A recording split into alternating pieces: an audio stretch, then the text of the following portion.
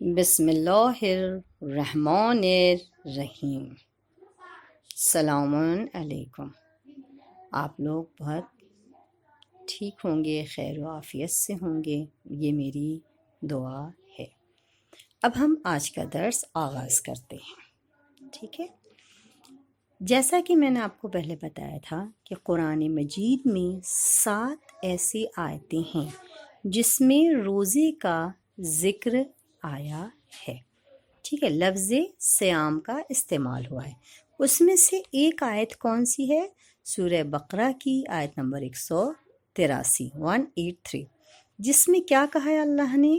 اے ایمان والوں، تم پر روزہ اس طرح واجب کیا گیا ہے جس طرح تم سے پہلے والوں پر واجب کیا گیا تھا۔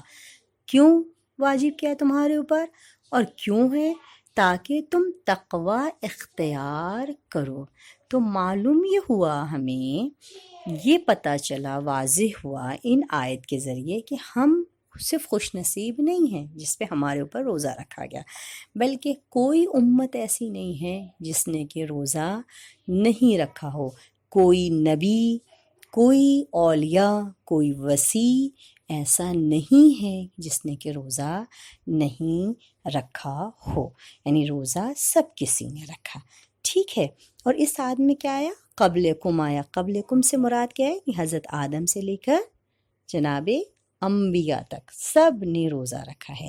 اب آئیے میں آپ کو سامنے ایک دو چیزیں بیان کر دوں کہ کس نے کیسے کیسے روزہ رکھا۔ دیکھیے جناب داؤد علیہ السلام کے بارے میں ملتا ہے کہ آپ ایک دن روزہ رکھتے تھے اور ایک دن افطار کرتے تھے، ٹھیک ہے۔ جناب سلمان پیغمبر علیہ السلام کے بارے میں ملتا ہے کہ آپ ہر مہینے 3 بار روزہ رکھتے تھے۔ کیسے؟ پہلے 3 دن روزہ رکھتے تھے، پھر بیچ مہینے میں 3 دن روزہ رکھتے تھے، اور پھر آخر میں 3 دن روزہ رکھتے تھے، ٹھیک ہے۔ یعنی پہلے 3 دن جیسے مہینے کا آغاز ہوتا تھا 3 دن، پھر بیچ کے 3 دن، پھر آخر کے 3 دن، ٹھیک ہے، وہ رکھتے تھے۔ جناب مریم کیسے روزہ رکھتی تھیں؟ 2 دن روزہ رکھتی تھیں اور 1 دن افطار کرتی تھیں۔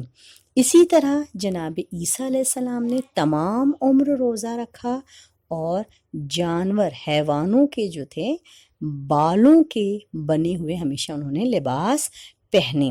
اس کے علاوہ جناب عیسیٰ علیہ السلام نے 40 دن کا روزہ بھی رکھتے تھے یا رکھا ہے۔ یہ ہمیں انجیل جو معتبر ہے اس میں یہ چیز ملتا ہے، اور ان کے حواری بھی روزہ رکھتے تھے۔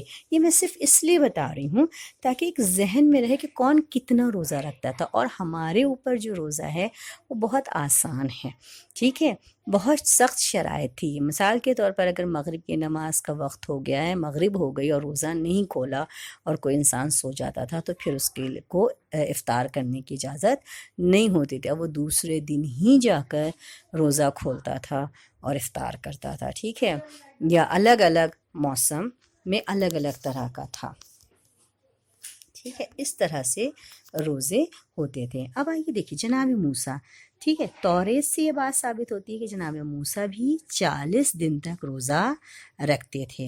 اور یعنی یہودی لوگ، یہود جو تھے، جب وہ چاہتے تھے کہ ان کی توبہ استغفار ہو، یا وہ یہ چاہتے تھے کہ خدا سے کے قریب ہوں، یا چاہتے تھے کہ مصیبت برطرف ہو جائے، پریشانی دور ہو جائے، تو وہ لوگ کیا کرتے تھے؟ روزہ رکھتے تھے۔ اور مجھے بہت زیادہ تفصیل نہیں بیان کرنی، ابھی بھی ان کے ہاں الگ الگ طرح سے پوری قوم میں آپ دیکھ لیجئے، اپنے یہاں ہی دیکھ لیجئے، سال میں 2 بار نورات آتی ہے نا، تو اپنی ملک میں دیکھ لیے روزہ رکھتے نہیں رکھتے ہیں، وہ روزہ ہی ان کا۔ تو ہر قوم میں روزہ رکھا گیا ہے اور لوگ روزہ رکھتے ہیں، ٹھیک ہے۔ اور توبہ استغفار کے لیے روزہ رکھتے تھے یہودی۔